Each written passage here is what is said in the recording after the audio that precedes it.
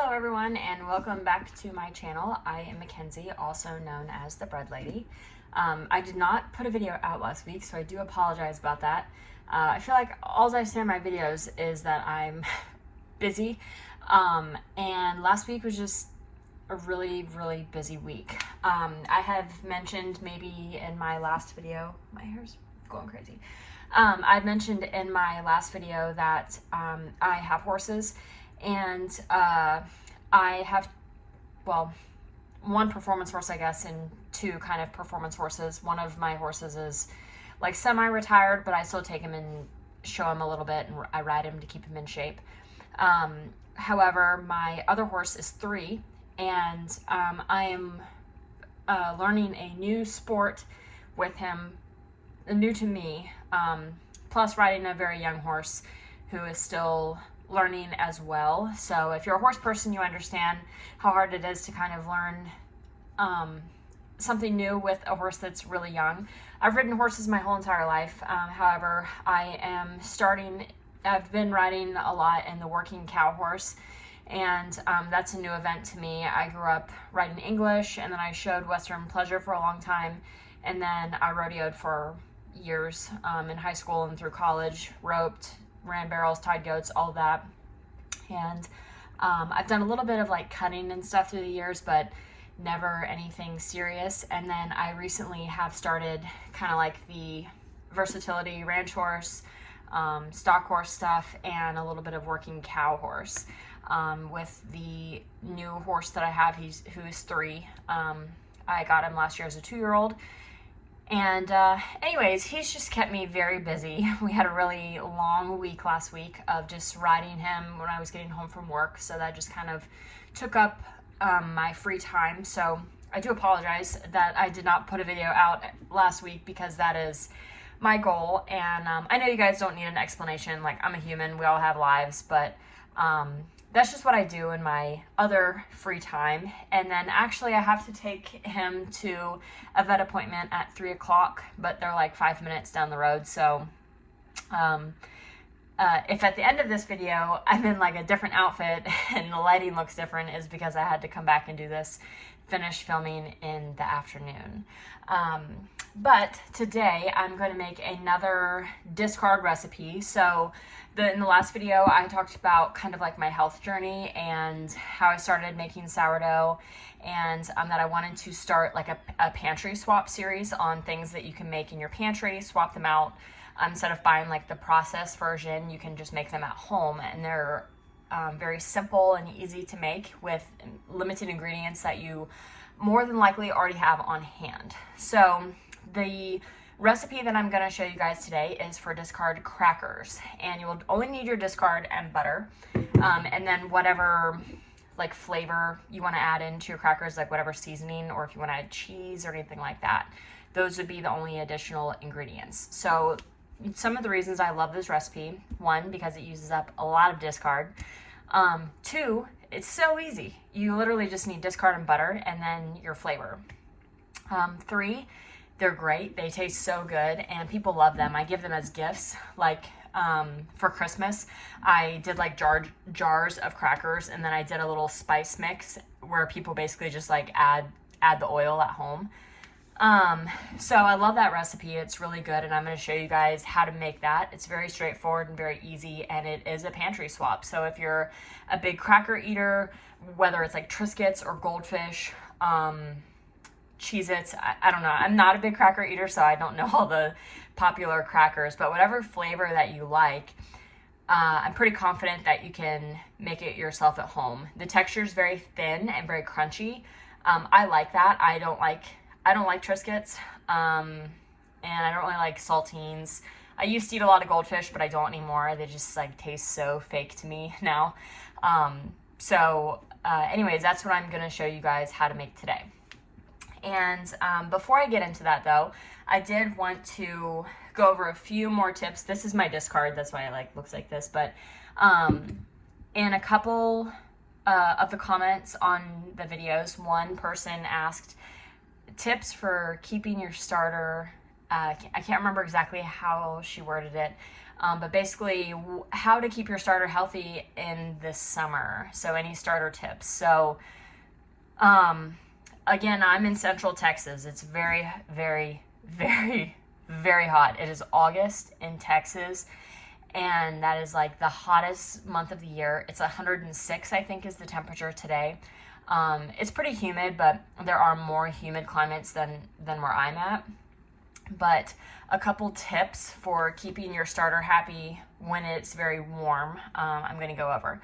Now, this also has a lot to do with the environment in your kitchen. So my kitchen's very open. I have central heat and air, so it really, and the circulation is really good in my kitchen. Now, I have lived in a kitchen where it was very small and kind of like walled off, like there was a wall that kind of blocked the airflow, but I only had a mini split. I lived in a little one bedroom, one bath cabin, and the mini split wouldn't circulate air in the kitchen the way that the kitchen was walled off. So it was very, very, very humid in that kitchen. I had to bake at night or really early in the morning, and I was really struggling with my starter, my first transition into summer in Texas, because that's where I lived the first year that I was doing sourdough. So I had a lot of learning. So it is going to depend on your kitchen and the openness and kind of the airflow of your kitchen, and then the climate that you're in. So one thing that I always tell people, if you live in a very humid climate, this goes for your starter and for making bread, reduce the amount of hydration. And what that means is lay off on the hydration amount, the amount of water that you're adding. So the bread recipe I use is a 60% hydration, and I had to come up with that on my own. I'm sure there's recipes out there, but I was using a recipe, like I'm sure we all kind of got into sourdough, like, or maybe not all of us, but I got into it because I followed Ballerina Farms. And I was using her recipe, which is very, very high hydration. It's like 75% hydration. And I was like, my dough is so sticky, it's wet whenever I would dump it out with the jar, out of the bowl, to shape. It was just a blob. And I was like, what am I doing wrong? It seems like it should be easier. And what I was doing wrong is I lived in Texas, so it's much hotter, much more humid. And I needed a lower hydration recipe. So once I learned like how to calculate hydration and all that, which that's probably another video that I'm not going to go into depth with that right now. But once I learned how to calculate my hydration, I reduced it down to about a 60 to 62% hydration. So, and then my bread was like perfect. It was so nice. And I started doing the same thing with my starter. So when my starter was a baby, I would keep her out on the counter all the time, and I would feed her every day or every other day. If I got into that every other day feeding, it would be like so runny, a lot of little bubbles on top, just because in the warmer climates, the yeast babies start eating more, so they go through their feedings way quicker. And I was like, what is going on here? So I reduced the amount of water when I would feed my starter. So for example, if I was feeding 100 grams flour, 100 grams water, I would do 100 grams flour, and then I would do about 85 to 90 grams of water, and I would do cool water. So some people like do ice cold water and all that, but I would just make sure my water was cooled in some way, and then feed my starter and leave it out on the counter. Now, so to recap, to keep your starter healthy, and even if you have like a nice open, good airflow kitchen where it does not get hot and humid, I would recommend feeding a little bit less water, and then I would recommend using cool water when you feed your starter, and then keeping it in the coolest area possible of your kitchen. Now, if you're not baking every day and you have a mature starter, keep it in the fridge. There's no reason to have to feed your starter every day unless you're baking every single day. It's just a waste. So I feed my starter once a week, and she stays in the fridge. The cool temperature helps the yeast babies eat a lot slower, so that one feeding is going to last them a whole week. And then I discard, feed her again, she goes back in the fridge. The discard that I did from her, I feed it, and then that's my starter for the week. My first or second, I can't remember which video it is, my first or second video on this channel goes more into depth about that. So keeping your starter in the fridge, if it's mature, is what I would do. If it's not mature and you do need to keep feeding it frequently, then reducing the amount of water and using cool water is what I would do. And the reason I say that it has to be mature is because the cool temperatures can affect the yeast growth. So if you have an immature starter that's like trying to muscle through and trying to grow up, putting it in the fridge is going to cause that growth to become stagnant, essentially. They're not gonna do what you need to, it's not gonna ferment properly, and they're not going to be active in what you need to make bread and have a strong starter. I will say I don't think I kept my starter in the fridge until probably 4 months, but I started my starter in November and she was active by mid-December. So I could have done it sooner, but it was so cold in my kitchen during the winter that I did not need to keep it in the fridge. But now every day in the summer, or year round, she's in the fridge. I feed her once a week, call it good. But my starter that's out on the counter just during the day in the summer, feed it less water and use cool water, and this should keep it from being ready too quick. Whoa, I almost tripped. This starter I fed, can't really see it. This starter I fed this morning at like 9, and it's almost 2 o'clock. So you can see it's getting a little bit bubbly. Looks like that, but I have it in a really cool area of the kitchen. So it's not gonna proof too quick and like rise too fast. So those are my tips. If that was not clear and you have any more questions, just drop them below. I do my best to answer everyone's questions, and a lot of video requests, so I love that. I'm just gonna keep trying to produce as much content as possible. Okay, so back to the discard crackers. I am going to put these together. I'm going to show you all how I put them together, and then I am going to have to leave, and then I will bake them in the next part of the video. So if I look different, it's because I left and I came back, but I am going to put them together right now. So I start with 200 grams, but you'll see with this recipe, you can make as much as you want. So 200 grams fills up a regular cookie sheet, because you have to put these flat on like parchment paper on a cookie sheet to bake them. And I just have like a regular size cookie sheet, and 200 grams is exactly what I need to fill that up. But if you need more crackers or less crackers, and I'll show you the end amount, the volume fills up about a mason jar. You can adjust this as needed. So you could do 100 grams, 150, 300, 400, whatever you want, and depending on how much discard you have. So into this bowl, I have a mixing bowl, and then I have my food scale. I'm gonna pour 200 grams, let me change this to where you guys can see it a little bit better. Pour 200 grams into this bowl, and I'm gonna be almost out of my discard, which is great. I made some garlic pull-apart bread the other night. We had a spaghetti night, and it was so good, and it used up a lot of discard, so that was amazing. I love recipes that I can use a lot of discard up with. Need a spoon to help coax this out. Almost to 200 grams. All right, 199 grams, and I'm almost out of discard. That's awesome. So then, for every 100 grams of discard that you use, you're gonna add 1 tablespoon of butter. So I have 200 grams, so I have 2 tablespoons of butter melted right here. And before I did this video, I was melting it in the microwave, and I did it a little bit too long, and one of the pieces of butter exploded. So I had to do a little cleaning prior to that. I'm sorry about that loud noise. And then I'm gonna mix this together. You do wanna make sure your butter is cooled off after you've melted it. I'm gonna just give it a good mix. Looks not exciting. I do need salt.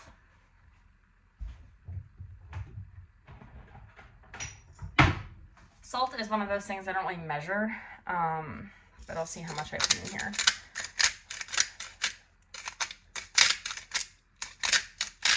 I think I'll do about 4 grams. That seems good because the everything bagel seasoning does have salt in it. So add a little bit of salt. Another thing I don't measure is seasoning. I'm gonna use this end. Whenever I'm feeling risky, which is not often, I use that end. It does not end up well for me. So I'm using this end of the everything bagel seasoning. Oh, this is bagel not included. I'm sorry. This is the HEB brand. I started with the Trader Joe's brand, and then I don't have a Trader Joe's close to me. The closest one is in Fort Worth, and that's about an hour and a half away. So, and I could make my own, yes, but I love HEB, and so I use their seasoning. So I'm just going to put however much I feel like. Feel free to measure if you would prefer measurements. But I pretty much add enough to where it looks evenly distributed throughout the mix.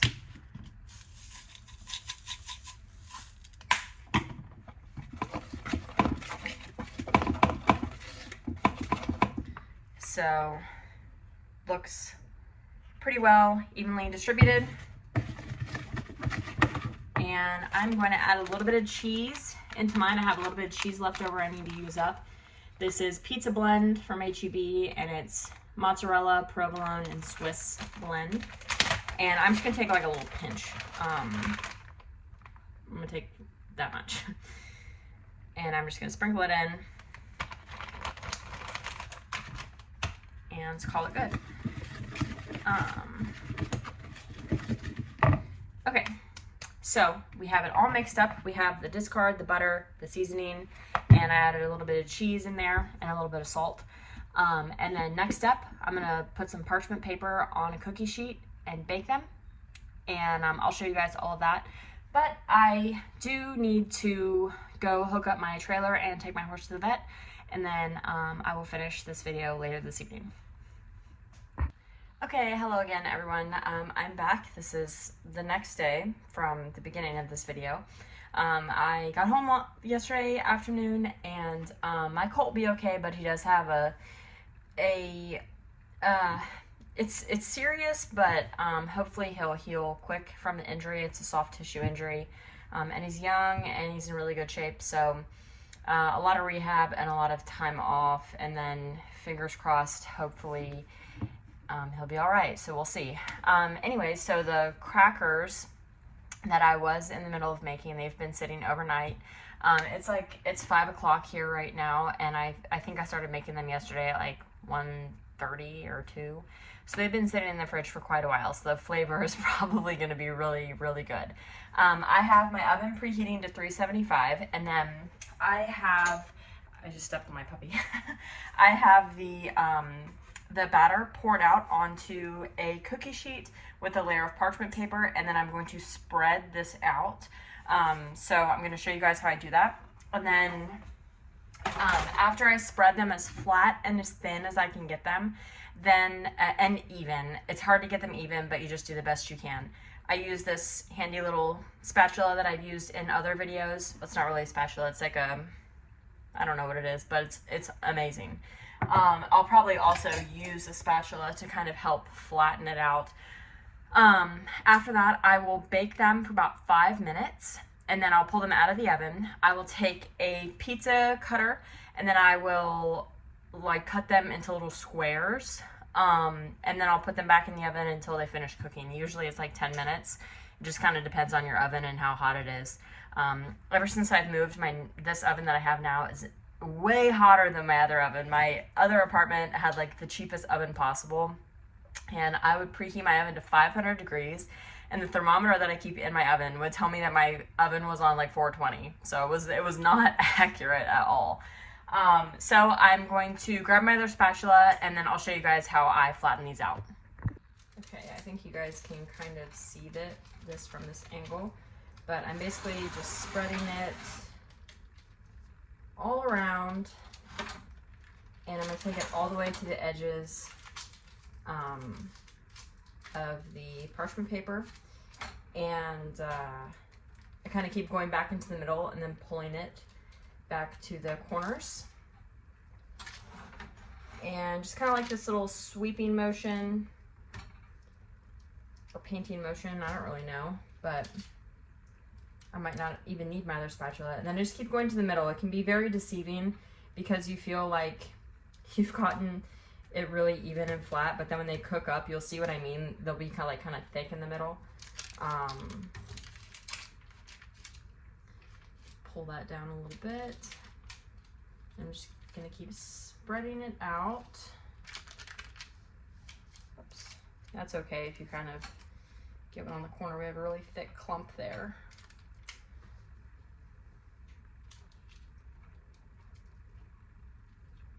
And I do use silicone mats usually, but I am not sure where I put them since I moved, and that would kind of eliminate like the wrinkling that we're getting in the middle, but it'll still be okay. Just a little cosmetic defect. It does not affect the flavor at all. I see another thick piece here, and I'm just gonna smooth it out.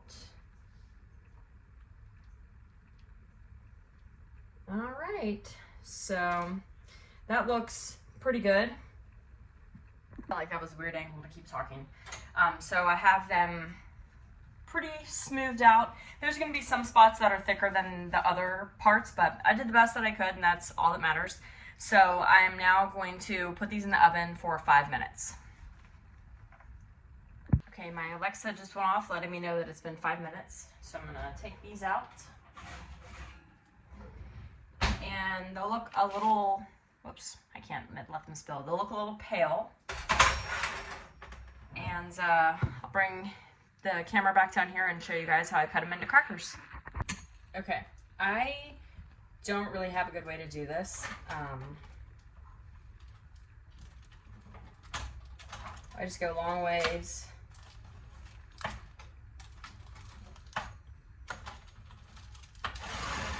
I spin it around and then make little rectangles.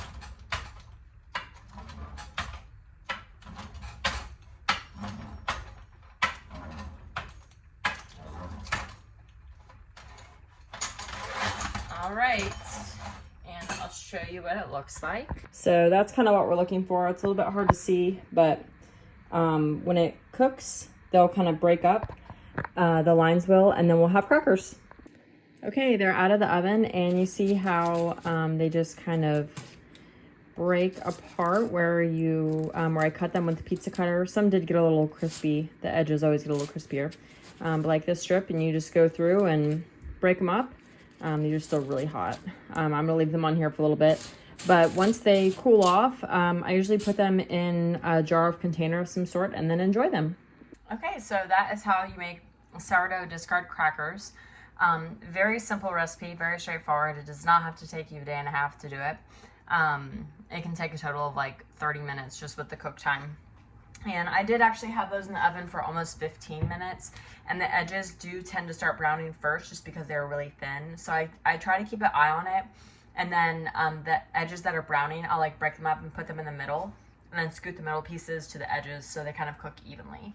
And then I leave them on the cookie sheet for a few minutes after I take them out of the oven. That way they finish kind of getting that final crisp. And then once they're cool enough, I'll put them in a jar.